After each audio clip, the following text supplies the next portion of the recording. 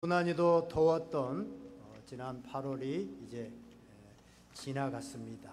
9월 가을을 맞이하는 문턱에 서 있는데 이 9월에 또 이 가을에 여러분의 삶에 풍성한 열매가 맺혀지기를 주님의 이름으로 간절히 축원드립니다. 지난주에 우리 당회와 여러분들의 배려 속에 제가 한 주간 좀 쉼의 시간들을 가졌는데요. 그래서 그런지 일부 예배 때 말씀을 전하는데 성령이 강하게 역사하지 않아서 그런지 좋으시는 분이 있더라고요. 제가 한 주 동안 기도를 많이 못해서 혹시 여러분들의 마음 가운데 말씀을 전하는데 마귀가 틈타서 말씀을 빼앗아 갈 수도 있습니다. 그러니까 여러분들이 정신을 바짝 차리고 듣는 여러분들이 은혜를 받으시기 바랍니다. 제가 좀 부족하더라도 여러분들이 은혜를 받으려고 하면 그 은혜가 여러분들에게 임할 것입니다. 이 땅을 살았던 수많은 사람들 가운데 예수님처럼 오해나 박해나 또 비난을 당한 사람은 이 땅에 아무도 없을 겁니다. 혹시 여러분의 삶 가운데 애매한 오해나 또 비난과 고난을 당하고 있다고 한다면 예수님을 생각하면서 위로받으시기를 주님의 이름으로 축원드립니다. 지난 시간까지 살펴봤듯이 요한복음 5장은 예수님께서 안식일에 38년 된 병자를 고쳐준 사건으로 그 사건 때문에 안식일을 범했다 유대인들이 비난하고 박해하게 되어집니다. 그런데 예수님은 거기서 끝나는 것이 아니라 그 박해하는 유대인들에게 아버지께서 일하시니 나도 일한다. 나를 본 자는 아버지를 보았다. 자신을 아버지와 아버지 아들이다.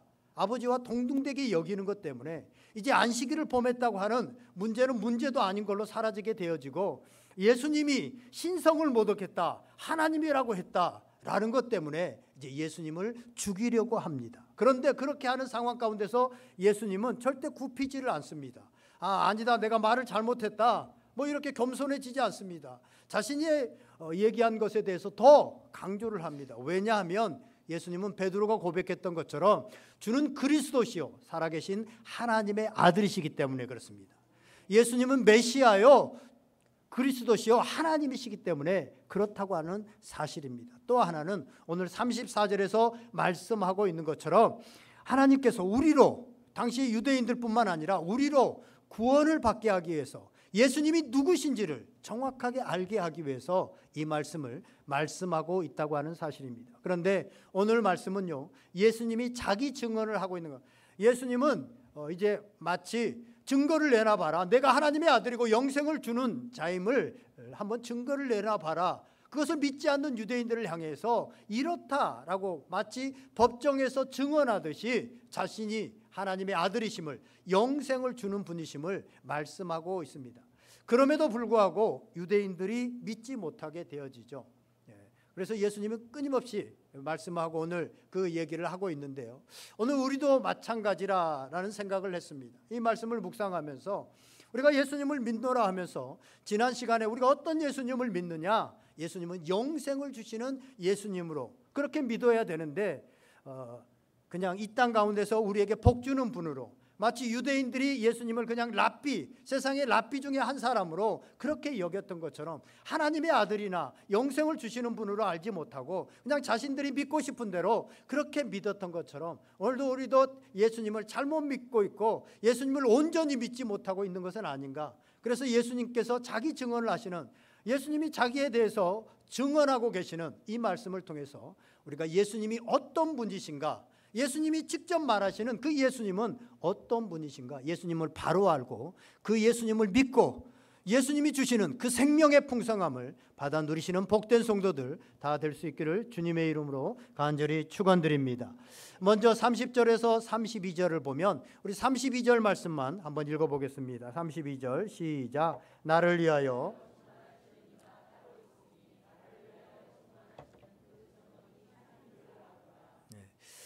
예수님은 자기가 증언을 하지만 자기를 위해서 증언하시는 분이 따로 있다고 하는 사실을 얘기하고 있습니다. 자신이 하나님의 아들이시고 영생을 주시는 분이시다라는 것을 나를 증언하시는 분이 있다라고 얘기합니다. 이것은 굉장히 중요합니다. 예수님이 진짜 구원자이시고 하나님의 아들이신 이유는 자기 증언에도 있지만 하나님, 나를 보내신 자, 그분이 증언하고 있기 때문에 참되다, 진실이다, 진리다 라고 하는 것입니다. 우리도 어떤 사역을 할 때요, 내가 했다고 하면 어떤 권위들이 없습니다. 특히 하나님의 일을 할 때 그렇습니다. 하나님이 보내신 일, 하나님이 부르신 일을 해야 권세와 능력이 있습니다. 제가 목회자가 되었는데 이렇게 내가 목회자가 된 것이 내가 하고 싶어서, 아니면 목회가 내 취향에 맞아서 그래서 나는 목회자가 되었습니다 라고 한다면 지금 진짜 목사님 맞아? 이런 생각들이 좀 그 권위에 대해서 우리가 신뢰감이 떨어질 것입니다. 그런데 나는 연약하고 부족하지만 내가 예배하고 하나님께 기도하는 가운데 하나님께서 네가 내 일을 좀 해주지 않겠니? 라고 하는 주님의 음성을 듣고 하나님의 콜링을 듣고 목회자가 되었다고 한다면 여러분도 더 권위를 가질 것이고, 또 저 스스로도 이런 확신이 있어야 어떤 어려움이 와도, 어떤 힘든 일이 와도 목회적인 사명을 잘 감당할 수 있는 사람이 될 것입니다. 예수님도 마찬가지입니다. 예수님은 나를 보내신 이의 뜻을 행하게 되어지고, 그 뜻을 행하는 자신에 대해서 하나님께서 내가 하나님의 아들이고 또한 하나님의 그 구원을 선포할, 또 구원을 이루는 생명을 주시는 자다라고 증언하고 있다고 하는 사실입니다. 우리도 자기가 하고 싶은 것, 또 자기가 가고 싶은 곳, 그것을 하는 것이 아니라요, 우리가 하나님의 부르심을 받아 살아가는 것이 중요합니다. 우리가 하나님의 구체적인 어떤 부르심이 없다, 기도했는데도 응답이 없고 부르심이 없다, 구체적인 부르심이 없다면 지금 내가 있는 곳, 그곳에서 하나님을 예배하고 하나님께 영광을 드러내는 것이 옳습니다. 출애굽기에 보면 이스라엘 백성들, 하나님의 백성들을 하나님께서 구름 기둥과 불 기둥으로 인도하시는데, 그 구름 기둥과 불 기둥이 뭡니까? 구름 기둥이 서 있는데 그 구름 기둥이 움직이지 않으면 그냥 그 자리에 머물러 있는 겁니다. 그 불 기둥과 구름 기둥이 인도에 가는데 그 구름 기둥과 불 기둥이 움직일 때까지 기다리라는 것입니다. 우리의 신앙생활은 어찌 보면 기다리는 것이다 라고, 기다림의 연속입니다. 주님께서 우리에게 왜 많은 시간들을 기다리게 하실까? 그 이유는요, 하나님의 타이밍과 하나님의 시간과 우리의 시간이 잘 맞지 않을 때 하나님의 타이밍을 우리로 기다리게 하는 것일 수도 있고, 또는 인내와 같은 하나님의 성품을 우리에게 배우는 시간, 그 시간으로 우리를 그 기다림의 시간을 사용하시고, 또는 우리 영적인 근육을 키우기 위해서, 우리를 단련하기 위해서 그 시간들이 필요하다고 하는 사실입니다. 우리가 아브라함을 통해서 알 수 있듯이 아브라함이 자기 스스로 자기가 급해서 일을 행하게 되어지면요, 그 씨앗은요 이스마엘이 태어나게 되어집니다. 그래서 급하면 자기가 하면 이스마엘이 태어나게 되어지고, 결국은 그 이스마엘은 분쟁의 씨앗이 되어지잖아요. 그리고 기다리게 되어지면 더딜지라도, 내 시간에 맞지 않을지라도, 100세가 넘었을지라도, 더 기다릴지라도 기다리게 되어지면 하나님이 기뻐하시는 이삭이 태어난다고 하는 사실입니다. 그런 말이 있죠. 계란을 급하게 깨뜨리면 뭐가 됩니까? 계란 후라이가 됩니다. 그런데 계란을 오래 품고 있으면 뭐가 됩니까? 병아리가 됩니다. 생명체가 됩니다. 제가 성경을 이렇게 말씀을 묵상하고 인생을 살아가고 또 신앙생활을 하면서 경험하다 보니까 하나님의 부르심에 의해서 그것을 듣고 움직이는 것만이 하나님께 영광이 되고 하나님의 일들을 할 수 있게 된다는 것을 제가 깨닫게 되어집니다. 내가 급해가지고 내가 스스로 막 뭐를 했던 거는 뭐 큰 걸 이룬 것 같지만 보면은 꼭 하나님의 일들이 되어지지 않고 하나님이 기뻐하시는 일이 되어지지 않는 것을 보게 되어지는데, 오늘 예수님께서는 하나님께서 보내셔서 하나님의 일을 하셨기 때문에 하나님께서 자신에 대해서 증언하고 계시다라고 말씀하고 있습니다. 하나님이 증언하고 계시니까 내가 하나님의 아들이고 내가 영생을 주는 자임을 너희는 믿으라, 확신하라 라고 말씀하고 있습니다. 예수님께서는 하나님께서 보내시고 하나님께서 부르셔서 그 보내신 일을 하셨기 때문에 3년이라고 하는 그 짧은 순간에도 어마어마한 일들을 하나님 크기의 일들을 감당할 수 있었던 것을 보게 되어집니다. 그래서 우리가 몇 년을 했느냐라는 것이 몇 년 하나님의 일을 했느냐 이게 중요한 것이 아니라 정말 하나님의 말씀을 듣고 하나님의 말씀에 순종해서 그 일을 했느냐라는 것이 하나님 크기의 일을 결정한다고 하는 사실을 기억할 수 있기를 바랍니다. 오늘 예수님께서는 하나님께서 이렇게 증언하고 계시기 때문에 예수님이 어떤 분이신가를 너희들은 명확히 믿어야 된다, 알아야 된다라고 말씀하고 있습니다. 또 하나는 33절에서 35절까지 보면 우리 35절만 한번 읽어보겠습니다. 시작.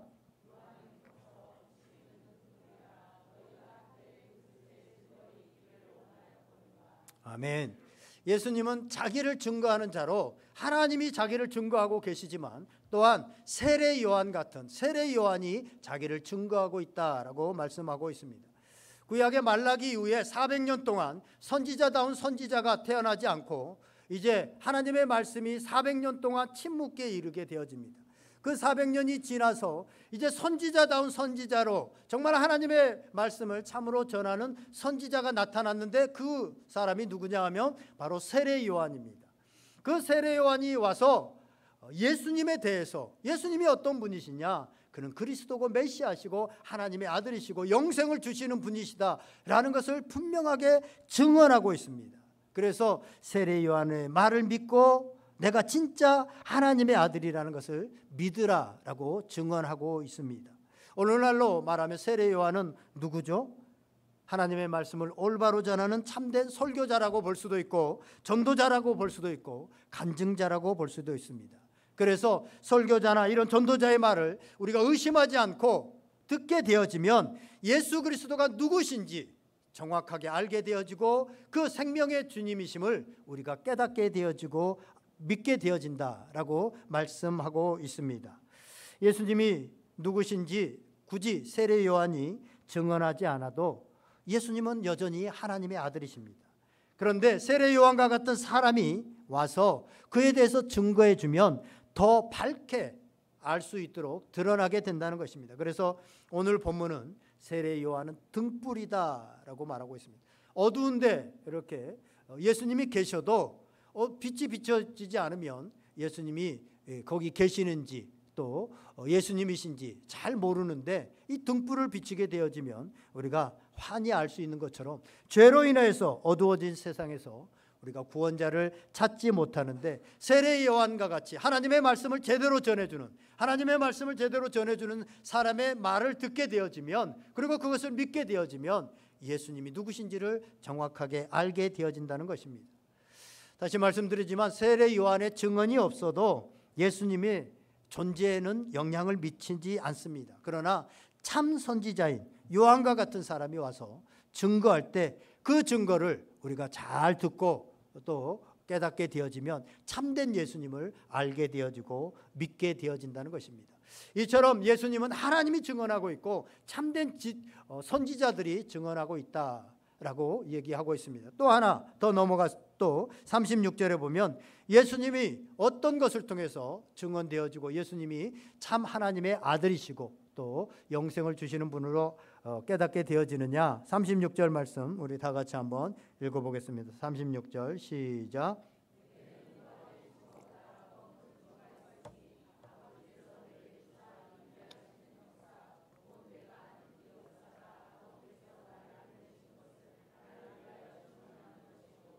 아멘. 아버지께서 내게 주어서 이루게 하신 역사, 즉 예수님께서 이 땅에 오셔서 하신 사역들, 그 기적들을 보면서 예수님이 누구신가 라고 하는 것에 대한 확실한 믿음을 가지라고 하는 사실입니다. 우리가 요한복음을 통해서 계속해서 보았지만 예수님께서 이 땅에 오셔서 행하셨던 기적들이 어떤 겁니까? 2장에 보면 가나의 혼인잔치에서 물을 포도주로 바꾸는 이런 기적을 행하셨던 것을 보게 되어지고 왕의 신하를 죽음에서부터 살려내신 그 왕의 신하의 아들을 살려내신 그 일들을 행하셨고 수가성에서 정신적으로 또 영적으로 다 삶이 무너졌던 그 사람을 고치셔서 다시 활기 있는 사람으로 나아가게 하고 또 5장에서 봤듯이 38년 된 병자도 고치셨던 이런 일들을 보면서 믿으라는 겁니다. 우리도 신앙생활을 하다 보면요 예수 그리스도를 믿고 기도하다 보면 주님께서 역사하시는 것들을 가끔 경험할 수 있게 되어집니다. 어떤 치명적인 병들이 낫게 되어지는 역사도 보게 되어지고요. 또 어떤 불가능한 일들을 하나님 앞에 간절히 기도했는데 극적으로 그 일들이 가능해지는 역사들도 있게 되어지고, 또 어떤 때는 사람이 도저히 변하지 않을 것 같은데 수가성의 여인과 같은 사람이 완전히 변화되어져서 하나님의 사람이 되어지는 이런 경우들을 보게 되어집니다. 이런 것들을 우리가 경험하고 이런 것들을 보게 되어질 때 우연히 의사가 잘못 그때 진단을 내려서 그런 병이었어, 그런데 고쳐졌겠지, 그런 생각을 한다든가, 아니면 재수가 좋아서 이 일이 안 될 건데 되었다라고 그렇게 생각하고 그냥 우연히 되었다고 생각하지 말고, 주님께서 이 일들을 행하시고 지금도 창조자 되시는 그 하나님께서 이 일들을 이루시고 계시다라고 믿으라는 것입니다. 우연히 생각됐다고 하지 말고 하나님의 아들인 예수 그리스도께서 이 일들을 행하고 계시다, 그것을 보면서 정말 예수님이 하나님의 아들이시고 참 영생을 주시는, 생명을 주시는 분이시다라는 것을 믿으라고 하는 것입니다. 그래서 우리는요, 하나님의 증언을 통해서 또 하나님의 참된 그 사람들, 복음을 전하고 또 예수 그리스도가 누구인지를 아는 그 세례 요한과 같은 그런 증인들의 증거를 통해서, 또 하나는 이 땅에 되어지는 역사들, 우리 주변에서 기적적으로 행해지는 일들을 보면서 우리가 기도했을 때 이루어지는 그것들을 보면서 정말 예수님이 하나님의 아들이시고 참 생명을 주시는 분이시다라는 것을 믿으라는 겁니다. 오늘 우리도 지난주에 말씀드렸지만 예수님을 참 생명을 주시는, 영생을 주시는 그 예수님으로 믿지 않기 때문에 우리가 그냥 이 땅에서 나를 좀 성공시키고 편안하게 해주는 그런 예수님으로만 믿고 있다고 하는 사실들을 말씀드렸는데, 오늘 예수님께서 이러한 사실들을 보면서 믿으라는 것입니다. 마지막 한 가지, 그럼에도 불구하고 당시의 유대인들이나 오늘날 우리들도 잘 믿지 않는다는 거예요. 하나님이 증언하고 계시고 또 많은 믿음의 사람들이 증언하고 계시고 설교로 말씀하고 계시고 또 기적들과 이적들이 나타남에도 불구하고 믿지 않는다는 거예요. 그래서 예수님은 그 간절한 마음을 가지고 너희들 좀 믿어라 그러면서 39절에 또 한 가지를 얘기합니다. 뭘 얘기합니까? 39절 말씀 다 같이 한번 읽어보겠습니다. 시작.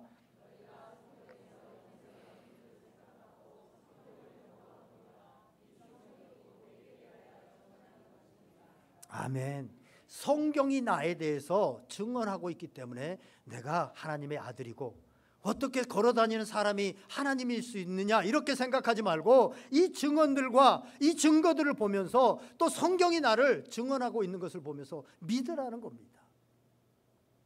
오늘도 이 자리에도 나와 있지만 예수님이 참 하나님이시고 이 세상을 창조하시고 내 인생의 주관자시고 나에게 영원한 생명을 주시는 분으로 믿지 못하는 분들이 있을 수 있습니다. 이 시간에 믿어지는 은혜가 있기를 주님의 이름으로 간절히 축원드립니다. 여기서요, 이 성경은 구약입니다. 당시에는 예수님 시대에는 신약이 없기 때문에 특별히 구약에 토라, 모세가 지은 창세기, 출애굽기, 레위기, 민수기, 신명기 이 말씀을 얘기하는 겁니다. 구약 전체가 예수님에 대해서 얘기하고 있다는 것입니다. 그럼에도 불구하고 이 말씀을 맡은 유대인들, 이 말씀을 연구하는 이 유대인들이요, 그것을 보고 또 성경을 보고 연구했지만 예수님에 대해서 모르고 있고 예수님이 하나님의 아들이심을 믿지 못한다고 하는 사실을 말씀하고 있습니다. 왜 이런 일이 일어나는가? 신학자인 윌리엄 바클레이는 이렇게 말합니다. 그들은 성경을 닫힌 마음으로 읽었다. 그들은 성경을 읽되 하나님을 찾고 하나님의 음성에 귀를 기울이기 위해서 읽은 것이 아니다. 자신의 입장을 지지하기 위한 논증을 찾고 자신의 신앙을 해명하기 위해서만 읽은 것이다. 그들은 사실상 하나님을 사랑한 것이 아니라 하나님에 대한 그들의 사상을 사랑하였다라고 그렇게 말하고 있습니다. 하나님을 사랑해서 성경을 읽은 것이 아니라 내가 지금 신앙생활 잘하고 있어, 지금 내가 잘 살고 있어, 그 증거를 찾기 위해서 성경을 이용하고 있다는 것입니다. 이게 얼마나 어처구니 없는 일입니까? 인격적인 하나님을 사랑하는 것이 아니라 하나님에 대한 사상, 하나님에 대한 생각들을 사랑하고 있다는 것입니다. 그러니 아무리 성경을 읽고 성경을 듣고 성경에 대한 지식이 많아져도 삶은 1도 변하지 않더라는 것입니다. 여전히 예수님을 알지 못하더라는 겁니다. 믿지 않더라는 것입니다. 나는 죽고 내 안에 있는 예수 그리스도로 사는 것이 아니라 내 안에 있는 예수 그리스도는 죽고 나만 시퍼렇게 살아있으니까 전혀 변화가 없다라고 하는 사실입니다. 이런 사람들의 특징은요, 다른 사람들을 비난하기를 좋아합니다. 왜냐하면 내가 율법을 통해서 내가 율법을 붙들고 있고 살고 있다고 생각하기 때문에 내 방식이 옳고 내가 믿는 방식이 옳다고 생각하기 때문에 다른 사람들이 쉽게 정죄되어지고 쉽게 판단되어집니다. 그리고 잘못한 사람에 대해서는요, 쉽게 용서가 잘 안 됩니다. 한 번 싸우면, 한 번 어그러지면 그냥 망할 때까지, 죽을 때까지 틀어져 있는 경우들이 있습니다. 참, 교회를 다니면서도요, 계속해서 5년이 지나고 10년이 지나도 그냥 말도 안 하고 지내는 사람들도 꽤나 있습니다. 물론 우리 교회는 없지만 이런 일들을 볼 때 이런 사람들이 바로 오늘 이런 유대인들과 같은 사람들이다라고 볼 수 있습니다. 실제로 교회를 어지럽히고 세상을 어지럽히는 사람들을 보세요. 성경을 모르는 초신자가 문제를 일으키는 것이 아니라 성경을 많이 안다고 하는 오히려 목회자나 장로들이나 권사님들이나 이런 분들이 오히려 이상한 소리를 하고 문제를 일으키는 경우들이 많이 있습니다. 왜 이런 일들이 일어나게 되어지느냐? 40절을 보겠습니다. 40절을 보겠습니다. 시작.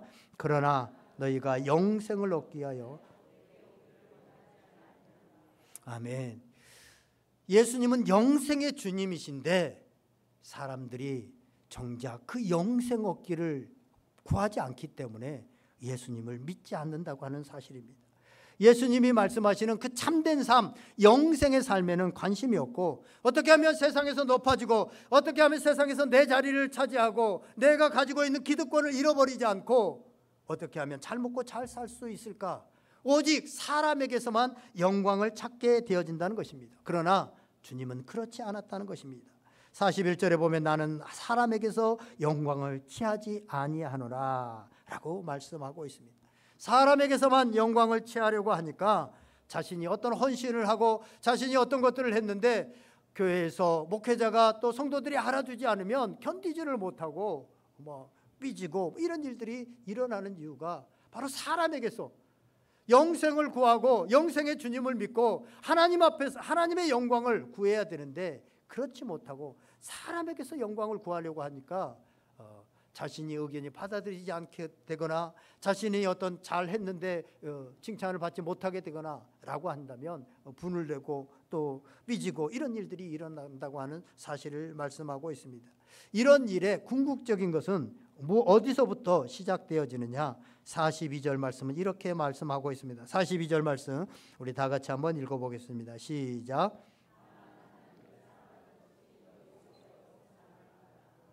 아멘. 너희 속에 정말 하나님을 사랑하는 것이 말씀을 읽고 율법을 지킨다고 하는데 성경을 연구한다고 하는데 너희 속에 정말 하나님을 사랑하는 것이 없기 때문에 성경을 연구만 하고 있지 정말로 하나님의 말씀을 먹지 않는다는 것입니다. 너희가 하나님의 말씀을 진짜로 먹었으면 그것이 소화돼서 너희들을 변화시켰을 건데 너희들을 성장시켰을 건데 그렇지 않고 연구만 하고 있으니까 듣기만 하고 연구만 하니까 그 말씀이 너희들을 성장시키지 않고 너희들을 변화시키지 않는다고 하는 사실입니다. 너희가 증거가 부족해서 지금 믿지 못하는 것이 아니라 하나님을 사랑하지 않기 때문에 믿지 않는 것이다. 하나님을 사랑하지 않기 때문에 사랑하지 않는 사람, 그런 사람이 옆에 있으면 불편하잖아요. 그러니까 하나님이 옆에 있는 게 불편하고 부담스럽고 그래서 내 생각과 내 삶을 지지해주는 그 말씀만을 붙들고 너희들이 살아가는 것이지 정말 하나님을 사랑해서 하나님과 더불어 살아가지 않기 때문에 하나님이신 하나님의 아들이신 내가 왔음에도 불구하고 성경을 본다고 하는 성경이 나에 대해서 얘기하고 있는데 성경을 연구한다고 하는 너희들이 나를 알아보지 못하고 내가 누구인지 말해도 너희들이 믿지 않고 있다라고 말하고 있습니다. 마찬가지입니다. 우리가 하나님을 사랑하지 않으면 우리가 사랑하지 않는 사람이 옆에 늘 있으면 부담스럽습니다. 안 그렇습니까?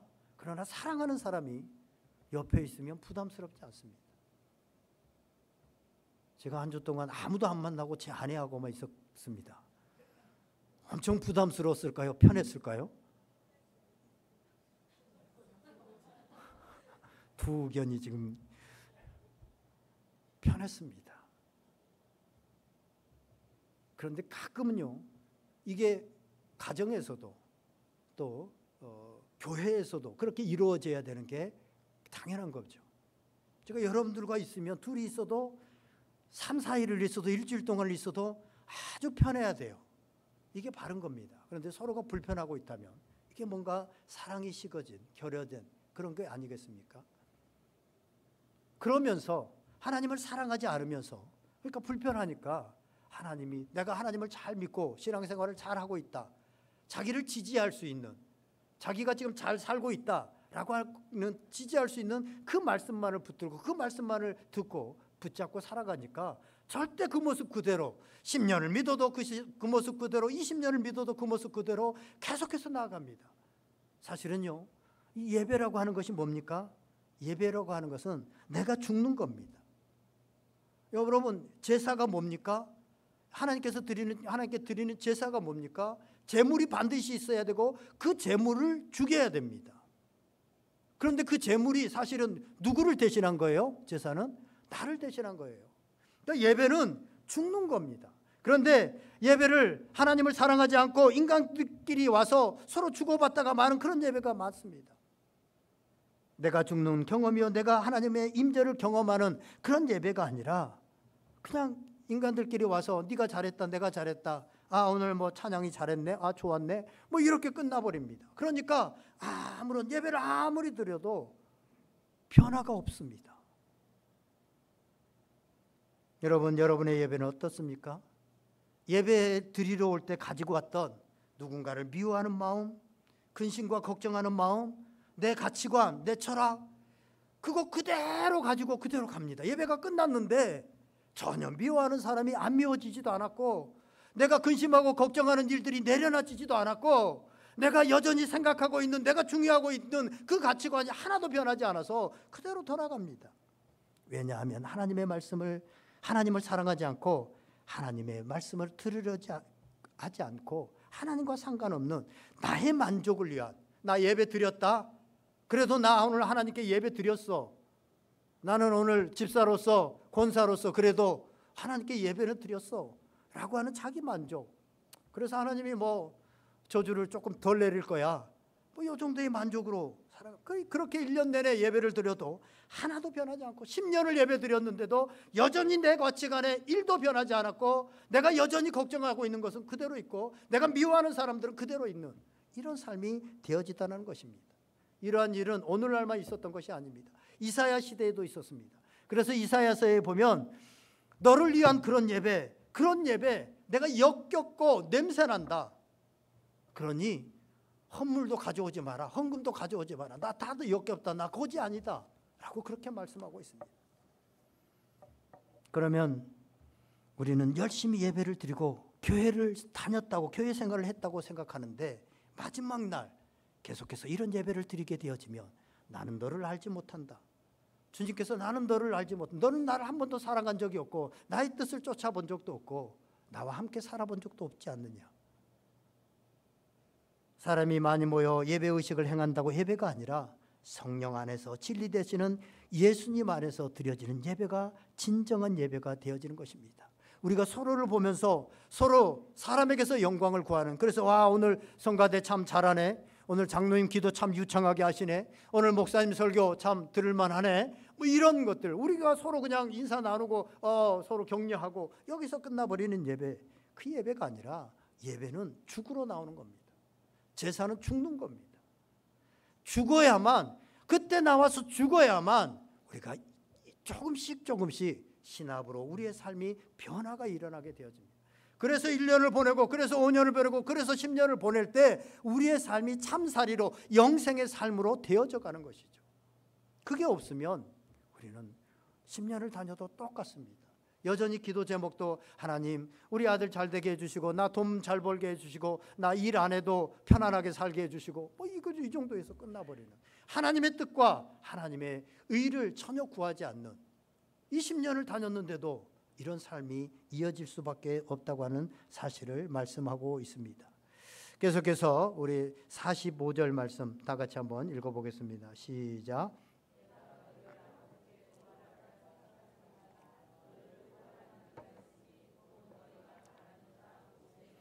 이런 너희들의 모습을 보면서 내가 고발하지 않아도 너희들이 그렇게 우상시하는, 사실은 유대인들이 가장 우상시하는 인물 중에 제일 첫 번째가 율법을 받은 그 모세입니다. 그리고 다윗 뭐 이렇게 순서가 되는데, 왜냐하면 모세가 하나님의 율법을 받았기 때문에 그렇습니다.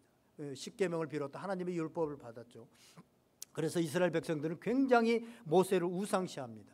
그래서 너무 우상시할까 봐 하나님께서 그 묘도, 그 흔적도 없애버려, 시체도 이렇게 흔적을 없애버렸죠. 어쨌든 간에 그 모세가 너희들을 정죄할 거야. 그 모세가 받아온 율법이 너희를 정죄할 거야. 이 율법을 모르는 사람들은요, 율법이 없기 때문에 이게 죄인지 아닌지, 그리고 그 죄를 해결할 수 있는 것이 없기 때문에 멸망을 받을 것이지만, 너희들, 율법을 받은 너희들, 유대인들, 믿는 너희들 613가지라 되는 그 율법을 다 지킬 수 있어? 그리고 거기에서 파생된 미시나 탈무드에 나오는 그 수천 가지, 더 나아가면 규례까지 수만 가지의 그거를 하나라도 지키면 너희들 율법을 범한 것이잖아. 그러면 너희들 율법으로 구원받을 수 있어? 생명을 얻을 수 있어? 라고 말하고 있습니다. 그래서 바울은요, 로마서 7장 10절에 보면 생명에 이르게 할 그 계명이 내게 대하여 도리어 사망에 이르게 하는 것이 되었다라고 말씀하고 있습니다. 평생 율법을 가지고 살아봤던 바울이 고백한 것이 그겁니다. 믿지 않는 자들에게나 믿는 그 율법으로 살아가는 자들에게나 다 이 율법을 멸망하게 하는 것이고, 율법의 목적은 뭐냐? 너희들의 죄를 깨닫게 하시는 것이고, 우리가 율법이 없으면, 하나님의 기준이 없으면 이것이 죄다 아니다, 사람을 미워하고 뭐 이런 거 용서하지 않고 이런 것들이 죄다라는 것을 알지 못하는데, 율법을 보니까, 하나님의 말씀을 보니까 죄다라는 것을 깨닫게 되어지고, 그 깨달았는데 내 스스로는 아무리 노력해도 그게 잘 해결되어지고 해결할 능력이 없기 때문에 결국 예수 그리스도를 찾게 되어지는 것이 바로 율법이다. 율법의 목적은 나의 죄를 깨닫게 하는 것이고 예수 그리스도를 찾게 하는 것이다. 그런데 너희들이 그것으로 그것을 믿고 그것을 따르는 너희들이 예수 그리스도를 찾지 않고 예수 그리스도를 모르고, 이것에 대해서 오히려 모세가 너희들을 책망할 것이다 라고 그렇게 말씀하고 있습니다.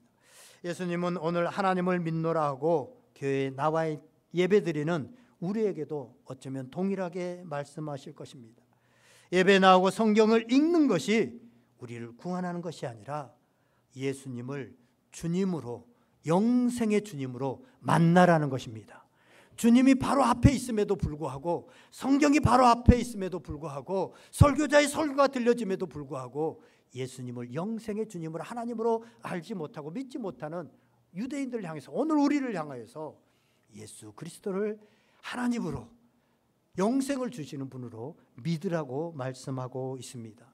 사랑하시는 여러분, 예수님을 믿는다고 하면서 예수님은 실제로 삶에서는 거부하고, 말씀을 읽고 안다고 하면서도 우리 안에 우리 자신으로 가득 차서 인격적인 예수님을 만나는 것은 뭔가 불편하고 거절하고 살아가고 있는 성도들은 없습니까? 오늘 이 말씀 속에서 깨어지는 은혜가 있기를 원합니다. 성령님께서 깨닫게 하시는 은혜가 있기를 원합니다. 그래서 예수님이 진짜 어떤 분이신지를 믿고 그 예수님과 동행하는 영생의 삶이, 참 삶이, 그 삶만이 진짜 삶입니다. 참 살입니다. 그 삶이 여러분에게 이루어지기를 주님의 이름으로 축원드립니다. 내가 아닌 예수 그리스도로 살면서 영생의 참된 기쁨을 살아가는 복된 성도들 다 될 수 있기를 주님의 이름으로 간절히 축원드립니다. 간단하게 정리하겠습니다. 예수님 우리를 죄로부터 구원하여 주시는 영생의 주님, 참 하나님이십니다. 오늘 성경은 예수님이 참 하나님이시고 영생을 주시는 분이심을 첫째는 하나님이 증거하고 있고, 세례 요한처럼 이 땅에 많은 설교자들이나 참 선지자들이, 신실한 증언자들이 증언하고 있고, 또 예수님이 행하신 일들, 지금 이 땅에서 이루어지고 있는 그 일들을 보면 알 수 있고, 성경이 무엇보다도 예수님이 어떤 분이신가를 증언하고 있다라고 말씀하고 있습니다. 그럼에도 불구하고 우리가 참 예수님이심을, 예수님이 어떤 분이심을 알지 못하고 믿지 못하는 것은 우리가 하나님을 사랑하는 마음이 우리 속에 없기 때문에 여전히 세상에 잘 먹고 잘 살고 물질적인 것과 내 평안함, 안일함만을 추구하고 있기 때문에 너희들이 아무리 얘기를 해도 듣지 못하고 있고 깨닫지 못하고 있다라고 말씀하고 있습니다.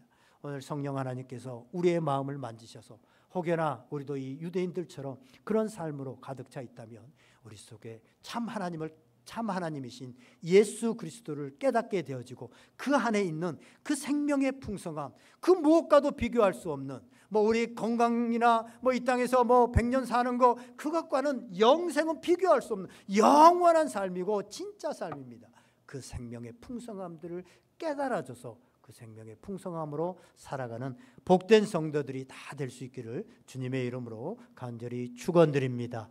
기도하겠습니다. 오늘 말씀 생각하면서 성령 하나님께서 여러분들 마음 가운데 들려주시는 음성 붙들고 정말로 우리가 참 예수 그리스도가 누구신지를 깨닫고 그 예수 그리스도가 동행하는 영생의 삶, 참 삶을 살아가게 하여 주시옵소서. 그 기쁨과 감사를 알게 하여 주시옵소서.